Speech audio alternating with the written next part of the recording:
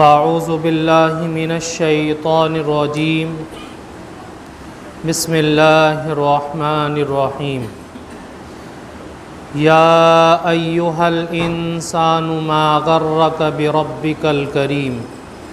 सदक़ल्लाहु मौलानल अज़ीम। या रब्बि सल्लि व सल्लिम दाइमन अबदा अला हबीबिका खैरिल खल्क़ि कुल्लिहिम। मोहतरम बुज़ुर्गों और दोस्तों, अज़ीज़ साथियों, अल्लाह रब्बुल इज़्ज़त की बहुत सारी सिफ़ात हैं। दुनिया के अंदर जितने दरख्त हैं उन सब को काट कर उनकी कलमें बनाई जाएं, और जितने समंदर हैं उन तमाम समंदरों को सियाही के अंदर तब्दील कर दिया जाए, फिर उन कलमों और सियाही के ज़रिए अल्लाह रब्बुल इज़्ज़त की तारीफ़ें लिखनी शुरू की जाएं, तो एक वक्त वो आएगा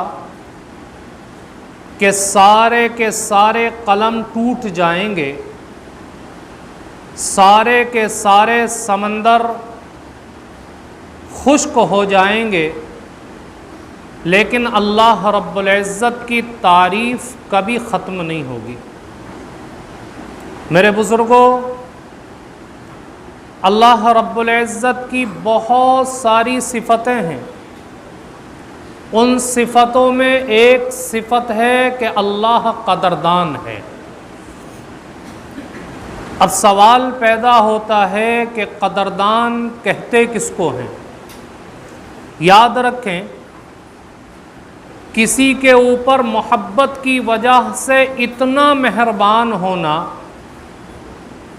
कि उसके किसी भी अमल को रद्द ना करना और उसकी तवक्को से बढ़कर उसके साथ अच्छाई का मामला करना, ये क़दरदानी कहलाता है। तो अल्लाह रब्बुल इज़्ज़त बहुत बड़ा क़दरदान है। अल्लाह अगर किसी बंदे के ऊपर तंगी के हालात भेजता है, मुश्किल हालात उसके ऊपर आते हैं और बंदा उन मुश्किल हालात के अंदर सब्र से काम लेता है, तो अल्लाह की क़दरदानी देखिए। क़ुरान करीम के अंदर अल्लाह रब्बुल इज़्ज़त ने इरशाद फरमाया, फ़इन्न मअल उसरि युसरा, इन्न मअल उसरि युसरा। हर तंगी के बाद आसानी है, हर तंगी के बाद आसानी है। अल्लाह ने 2 मरतबा ये जुमला इरशाद फरमाया। मुफस्सिरीन लिखते हैं, इसके अंदर नुक्ता ये है कि जब इंसान के ऊपर मुश्किल हालात आए, इंसान ने सब्र के साथ काम लिया और उन मुश्किल हालात को गुजार गया, तो अल्लाह रब्बुल इज़्ज़त जो आसानी के हालात लाता है वो मुश्किल से डबल हुआ करते। इसलिए अल्लाह ने 2 मरतबा ये जुमला इरशाद फरमाया, फ़इन्न मअल उसरि युसरा, इन्न मअल उसरि युसरा। अल्लाह इतना क़दरदान है कि अगर कोई बंदा छोटा सा भी अमल करता है तो अल्लाह उसको भी कबूल कर लिया करता है। हालांकि आपने देखा होगा दुनिया के बादशाहों का ये दस्तूर हुआ करता है कि अगर कोई उनकी खिदमत के अंदर हाजिर हो और वो जाने वाला कोई छोटी सी चीज़ तोहफे के अंदर लेकर के जाए, तो उनसे उनको तंगी महसूस होती है, क्योंकि वो ये चाहते हैं कि हमारे पास जो तोहफे आएँ वो तोहफे भी बड़ी मिक़दार के अंदर होनी चाहिए। लेकिन अल्लाह ऐसा करीम आका है। अल्लाह ने कुरान करीम में फरमाया, फ़मन यअमल मिस्क़ाल ज़र्रतिन खैरन यरा। मेरे बंदे, अगर तू जर्रे के बराबर भी अच्छा अमल करेगा तो कल कयामत के दिन उसका भी बदला तुझे अता करूंगा। अल्लाह रब्बुल इज्जत की खातिर जिन लोगों ने अच्छे आमाल किए अल्लाह को राजी करने के लिए, जिन लोगों ने अल्लाह के रास्ते में कुर्बानियां दी, अल्लाह की खातिर जिन्होंने अपने जानो माल को कुर्बान किया, अल्लाह की खातिर उन्होंने अपने घर बार को छोड़ा, अपने माँ बाप को छोड़ा, भाई बहनों को छोड़ा, अल्लाह रब्बुल इज्जत ने कदरदानी करके दिखाई। और ऐसी कदरदानी की है कि सहाबाए किराम जो अजल्ले खुलफा में थे उस कदरदानी को देख करके उसके ऊपर रश्क किया करते थे। एक सहाबी गुजरे हैं हजरत अब्दुल्लाह जुल बजादीन रज़ी अल्लाह तआला अन्हु। ये मक्का के अंदर रहा करते थे। इन्होंने नबी करीम अलैहिस्सलातु वस्सलाम के बारे में सुना तो अपने दोस्तों के साथ अल्लाह के नबी की खिदमत में हाजिर हुए और कलमा पढ़ करके मुसलमान हो गए। लेकिन इन्होंने ये इरादा किया कि मैं अपने इस्लाम को, अपने मुसलमान होने को अपने घर वालों के सामने जाहिर नहीं करूंगा। लेकिन आपने देखा होगा कि इश्क और मुश्क कभी छुपते नहीं हैं। ईमान लाना भी अल्लाह के साथ इश्क है, वो छुप नहीं सकता, जाहिर हो गया। एक दिन इनके चचा ने इनसे कहा, क्या तुमने कलमा पढ़कर के इस्लाम को कबूल कर लिया? हजरत अब्दुल्लाह जुल बजादीन रज़ी अल्लाह तआला अन्हु कहते हैं कि हाँ, मैंने कलमा पढ़कर के इस्लाम को कबूल कर लिया। चचा ने पिटाई की क्योंकि बाप का इंतकाल हो चुका था। ये अपने चचा की परवरिश के अंदर थे। चचा ने पिटाई की और कहा कि देखो, तुम्हारे सामने दो रास्ते हैं। एक तो मोहम्मद अरबी सल्लल्लाहु अलैहि वसल्लम का रास्ता है और दूसरा रास्ता यह है कि जिसके अंदर ऐशो आराम है, तुम्हारे घर वाले हैं, तुम्हारे भाई बहन हैं, तुम्हारे रिश्तेदारों अकारिब हैं, तुम्हारी माँ है। अगर तुम अल्लाह के नबी का रास्ता छोड़ करके हमारी तरफ आते हो तो ये सारी की सारी चीजें तुम्हें मिलेंगी। लेकिन अगर तुम इस रास्ते को नहीं छोड़ते तो हमारे घर को छोड़ करके यहां से निकल जाओ। हजरत अब्दुल्लाह जुल बजादीन रज़ी अल्लाह तआला अन्हु कहते हैं कि मैं घर बार को छोड़ सकता हूं, ऐशो आराम को छोड़ सकता हूं, माँ बाप को छोड़ सकता हूं, भाई बहनों को छोड़ सकता हूं, लेकिन अल्लाह के नबी अलैहिस्सलातु वस्सलाम की गुलामी को नहीं छोड़ सकता। अल्लाह के नबी के दामन को नहीं छोड़ सकता। इनके चचा ने इनकी पिटाई की और इनके जिस्म के ऊपर जो कपड़े थे उसको भी उतार करके घर से धक्का दे करके निकाल दिया। मां के पास आए। मां कुछ कह तो नहीं सकती थी, लेकिन अपने बेटे को नंगा देख करके एक चादर अपने बेटे को दे दी। इन्होंने उस चादर के दो टुकड़े किए।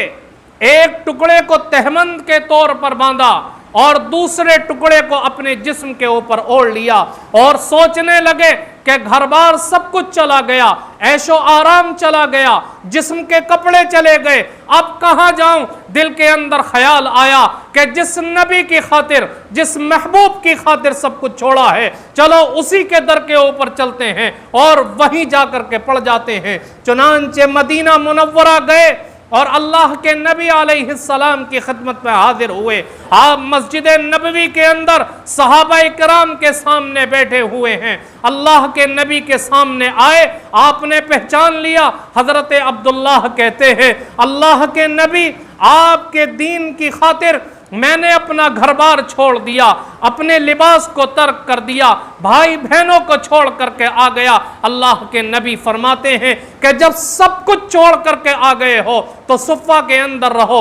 रहने लगे, लेकिन इनके दिल के अंदर अल्लाह की मोहब्बत थी और ऐसी मोहब्बत थी कि कभी कभी जोर जोर से अल्लाह अल्लाह का जिक्र करने लगते। एक मर्तबा हजरत उमर रज़ी अल्लाह तआला अन्हु ने देखा तो कहा कि अब्दुल्ला, इस तरीके से जोर से जिक्र ना किया कर। अल्लाह के नबी को पता चला तो आपने हजरत उमर से कहा, उमर अब्दुल्लाह को मत टोको, ये जो काम करता है इखलास के साथ करता है। मैं ये बताना चाहता हूं कि जिस सहाबी ने अल्लाह की खातिर कुर्बानी दी, अल्लाह ने कैसी कदर की। अल्लाह के नबी अलैहिस्सलातु वस्सलाम एक गज़बे के अंदर शरीक हुए, हजरत अब्दुल्लाह जुल बजादीन भी साथ में हैं। रास्ते में ये बीमार पड़ गए, अल्लाह के नबी को पता चला तो आपने हजरत अबू बकर और उमर रज़ी अल्लाह अन्हुमा को साथ लिया और अयादत के लिए आए। जब अल्लाह के नबी इनके पास पहुंचे हैं तो जिंदगी के आखिरी लम्हात चल रहे थे। अल्लाह के नबी ने इनका सर उठा करके अपनी गोद मुबारक के अंदर रखा और इनकी निगाहें अल्लाह के नबी के चेहरे पर थीं। अल्लाह के नबी इनसे प्यार और मोहब्बत की बातें कर रहे, तसल्ली दे रहे, लेकिन आखिरी लम्हात थे। अल्लाह के नबी की गोद में ही जान निकल गई और जब जान निकली है तो उस वक्त इनकी आंखें अल्लाह के नबी के चेहरे के ऊपर टिकी थी। जान निकल गई। अल्लाह के नबी ने सहाबा से कहा कि अब्दुल्ला को गुस्ल दो। सहाबा इकराम ने हजरत अब्दुल्लाह को गुस्ल दिया, नहलाया। जब कफन देने का नंबर आया तो अल्लाह के नबी ने अपनी चादर मुबारक सहाबा को दी और कहा कि अब्दुल्लाह को इस चादर के अंदर कफन देना। मेरे बुजुर्गों, कदरदानी देखिए कि जिस जिस्म को अल्लाह के खातिर, अल्लाह के नबी की दीन की खातिर नंगा किया गया था, अल्लाह ने उस जिस्म को अपने महबूब की चादर से ढकवा दिया। उसके बाद कब्रिस्तान ले जाया गया, कब्र खोदी गई। अब शरीयत का मसला यह है कि कब्र के अंदर सबसे पहले वो उतरे जो मैयत का सबसे करीबी हो। ये तो अपने माँ बाप सबको छोड़ करके आ गए थे, रिश्तेदारों अकारिब सबको खैराबाद कह करके आए थे। कोई रिश्तेदार नहीं, कोई घर वाला नहीं। कौन उतरे कब्र के अंदर? अल्लाह के नबी कहते हैं कि सबसे ज्यादा करीब मैं हूं अब्दुल्ला के, मैं उतरूंगा। अल्लाह के नबी कब्र के अंदर उतरे। हजरत उमर और दीगर सहाबा ने हजरत अब्दुल्लाह के जनाजे को हाथ में लिया तो अल्लाह के नबी ने कहा कि उमर, अब्दुल्लाह के जनाजे को मेरे हवाले कर दो। अल्लाह के नबी ने अपने हाथों पर लेकर के कब्र के अंदर लिटाया और लिटाने के बाद कहा कि अपने भाई के इकराम को मलहूज रखो। और हजरत उमर रज़ी अल्लाह ताला अन्हु कहते हैं कि उस वक्त अल्लाह के नबी ने ऐसे अल्फाज कहे कि उन अल्फाज को सुन करके मैं भी मचल उठा और मेरे दिल के अंदर ये जज्बा पैदा हुआ कि काश आज अब जनाजा होता कि अल्लाह के नबी इस तरीके से दफन कर रहे होते। लोगों ने मालूम किया हजरत उमर से कि अल्लाह के नबी ने जो अल्फाज कहे थे वो क्या अल्फाज थे जिसकी वजह से आपके अंदर भी ये जोशो वलवला पैदा हुआ। हजरत उमर रज़ी अल्लाह ताला अन्हु कहते कि अल्लाह के नबी ने कब्र में रखने के बाद ये अल्फाज कहे, अल्लाह मैं अब्दुल्लाह से राजी हूं, तू भी अब्दुल्लाह से राजी हो जा। अल्लाह कदरदान है, अल्लाह का महबूब भी कदरदान है। मेरे बुजुर्गों, इस वाक़े के अंदर गौर करें कि जिस जिस्म को अल्लाह की खातिर बेलिबास किया गया, अल्लाह ने अपने नबी की चादर से उस जिस्म को ढकवा दिया और अल्लाह के नबी के हाथों के अंदर आकर के कब्र के अंदर इनको उतारा गया। अल्लाह के नबी अलैहिस्सलाम की गोद में सर रखा है तो जान निकल रही है। ऐसे कदरदानी की है। आज का नौजवान भी अगर अल्लाह की खातिर कुर्बानी देगा, अल्लाह की खातिर अपने जज्बात को कुर्बान करेगा, अपने आप को नबी की तालीमात के मुताबिक ढालने की कोशिश करेगा, तो याद रखो आज भी अल्लाह रब्बुल इज्जत कदरदानी के लिए तैयार है। मेरे बुजुर्गों, शिकवा उन लोगों से नहीं है जिनकी जवानियां गुजर चुकी। जवानों, उन लोगों से शिकवा नहीं जो बुढ़ापे की हालत को पहुंच चुके हैं, उनकी जवानियां गुजर चुकी हैं। अल्लाह रब्बुल इज्जत ने हमें जवानी अता की। मैं भी जवान हूं, आप भी जवान हैं। ये जवानी हमेशा बाकी रहने वाली नहीं है, एक दिन गुजर जाएगी, लेकिन अल्लाह के सामने हम क्या मुंह दिखाएंगे? हम बिल्कुल गलत नहीं हैं मेरे जवानों, आप बहुत अच्छे हो, अल्लाह के घर के अंदर हाजिर हो, अल्लाह और उसके रसूल की बात सुन रहे हो, लेकिन खुदारा एक दरखास्त है, अपनी जिंदगी के अंदर थोड़ी सी तब्दीली लाने की कोशिश करो और अपनी जिंदगी को नबी की तालीमात के मुताबिक बनाने की कोशिश करो। अल्लाह रब्बुल इज्जत आज भी हुकूमतों को तुम्हारे कदमों में झुका देगा। वरना याद रखें, अगर इसी तरीके से जवानी गुजर गई तो अल्लाह के यहां इस जवानी का हिसाब होगा। अल्लाह पूछेगा, मैंने तुझे जवानी की नेमत दी थी, तो दुनिया के अंदर क्या करके आया? अल्लाह ने हाथ दिए, पैर दिए, आंखें दी, ये नेमतें हमने खुद हासिल नहीं की हैं, ये नेमतें अल्लाह की दी हुई हैं। अगर इंसान की खुद हासिल की हुई होती तो दुनिया के अंदर कोई हाथों से माजूर नजर ना आता। अगर ये पैर हमने खुद हासिल किए होते तो कोई लंगड़ा दुनिया के अंदर दिखाई ना देता, पैरों से माजूर जिंदगी ना गुजारता। अगर ये चीजें माला दौलत के जरिए हासिल की जा सकती थी तो कोई नाबीना नहीं होता, कोई कानों से बहरा ना होता, बल्कि ये अल्लाह की दी हुई हैं। जब अल्लाह की दी हुई हैं तो अल्लाह ने जब हमें ये नेमतें दी हैं तो इन देने का कोई मकसद तो होगा कि अल्लाह ने दूसरे को महरूम किया, हमें इन नेमतों से नवाजा है। अगर हम इन नेमतों को अल्लाह की इताअत व फरमा बरदारी के अंदर इस्तेमाल ना करें तो फिर अल्लाह रब्बुल इज्जत के यहां क्या मुंह दिखाएंगे? क्या जवाब देंगे अल्लाह के यहां कि हमारी जवानियां कैसे गुजरी हैं? हमारी जवानियां अल्लाह की नाफरमानियों में गुजरी हैं।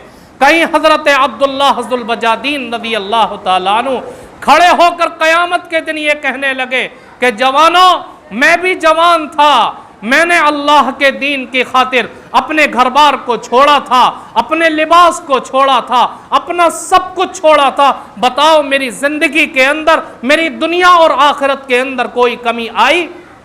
अगर तुम भी अपनी जिंदगी को अल्लाह के नबी की तालीमात के मुताबिक बनाओगे तो क्या तुम्हारी जिंदगी में कोई कमी आ सकती थी? नहीं आएगी। लेकिन मेरे बुजुर्गों, इस चीज का एहसास हमारे दिलों के अंदर पैदा नहीं होता। अल्लाह रब्बुल इज्जत कुरान करीम की इस आयत के अंदर जो मैंने तिलावत की, अपने बंदे को एहसास दिलाने की कोशिश करता है और कहता, या अय्युहल इंसान मा गर्रक बिरब्बिकल करीम, ऐ मेरे बंदे, ऐ इंसान, तू किधर जा रहा है? कौन सी चीज दुनिया के अंदर ऐसी है कि जिसने तुझे मुझसे गाफिल कर दिया? मैंने तुझे पैदा किया, मैंने दुनिया के अंदर तुझे नेमतें दी, जिंदगी गुजारने का सामान दिया, ऐशो आराम दिए, सब कुछ दिया, लेकिन आज उसके बावजूद कौन सी ऐसी चीज है जो तुझे मुझसे दूर कर रही है? इसलिए मेरे बुजुर्गों, हम होश के नाखून लें और अल्लाह रब्बुल इज्जत के दर की तरफ आने की कोशिश करें। अपनी जिंदगियों के अंदर थोड़ी सी तब्दीली लाने की कोशिश करें। अल्लाह दुनिया और आखिरत को चमका करके रख देगा। अल्लाह रब्बुल इज्जत ऐसी नेमतें अता करता है। आपने हजरत अय्यूब अलैहिस्सलातु वस्सलाम के मुताल्लिक सुना होगा, अल्लाह की तरफ से आजमाइश आई, उस आजमाइश के अंदर सब कुछ चला गया, बच्चे चले गए, बागात चले गए, घर बार सब कुछ तबाह बर्बाद हो गया। खुद अपने जिस्म को बीमारी ने पकड़ लिया, जिस्म के अंदर बड़े बड़े दाग हो गए, मवाद पैदा होने लगा, लेकिन उस हालत के अंदर भी अपने अल्लाह को ना भूले और अपनी जबान से अल्लाह का जिक्र करते रहते थे। उस बीमारी के अंदर भी एक मर्तबा अपनी जबान से कुछ कह रहे थे, किसी सुनने वाले ने कान लगा करके सुना कि क्या कह रहे हैं अपनी जबान से, तो उस वक्त हजरत अय्यूब अलैहिस्सलाम की जबान से जो अल्फाज निकल रहे थे वो ये थे, ए अल्लाह मैं उस हाल में भी तुझसे राजी था और आज भी तुझसे राजी हूं, मेरे अल्लाह मेरी इस जबान को सलामत रखना ताकि मरते दम तक इस जबान से तुझे याद करता रहूं। आज हमारा तो सब कुछ सही सालिम है। जब ऐसी जिंदगी गुजारी के बीमारी के अंदर भी अल्लाह को ना भूले तो अल्लाह ने कैसा इकराम किया, कैसी कदरदानी की। कुरान करीम के अंदर उस चीज को अल्लाह ने बयान फरमाया, इन्ना वजदनाहु साबिरा निअमल अब्दु इन्नहु अव्वाब। फरमाता है कि हमने अय्यूब को सब्र करने वाला पाया और वो मेरी तरफ रुजू करने वाला बंदा है। अल्लाह ने इस आयत को कुरान करीम का हिस्सा बना दिया। और दूसरा इकराम क्या किया कि जो कुछ माल और जायदाद तबाह बर्बाद हुए थे अल्लाह रब्बुल इज्जत ने वो सारे के सारे वापस कर दिए। अगर आज हम भी अल्लाह के लिए कोशिश करेंगे, अच्छे आमाल करने की कोशिश करेंगे तो अल्लाह हमारे अमल को ज़ाय नहीं करेगा। अल्लाह ने कुरान करीम के अंदर फरमाया, अन्नी ला उज़ीउ अमला आमिलिन मिनकुम मिन ज़करिन औ उन्सा, कि चाहे मर्द हो या औरत हो, तुम में से जो भी अच्छा अमल करेगा मैं उसको ज़ाय नहीं करूंगा, उसका बदला दूंगा। इसलिए मेरे बुजुर्गों, अगर हम चाहते हैं कि अल्लाह हमारी भी कदर व कीमत को बढ़ा दे, अल्लाह हमें भी बेहतरीन अजर अता फरमाए, तो हमें इस बात का एहतमाम करना होगा कि अपनी ज़िंदगी के अंदर जितना ज़्यादा हो सके अच्छे आमाल करने की कोशिश करें, ताकि अल्लाह हमारे उस अमल की कदर करते हुए कल क़यामत के दिन बेहतरीन अजर अता फरमाए और जहन्नम से बचा कर के जन्नत के अंदर दाखिल फरमा दे। अल्लाह ताला हम सबको कहने सुनने से ज़्यादा अमल की तौफीक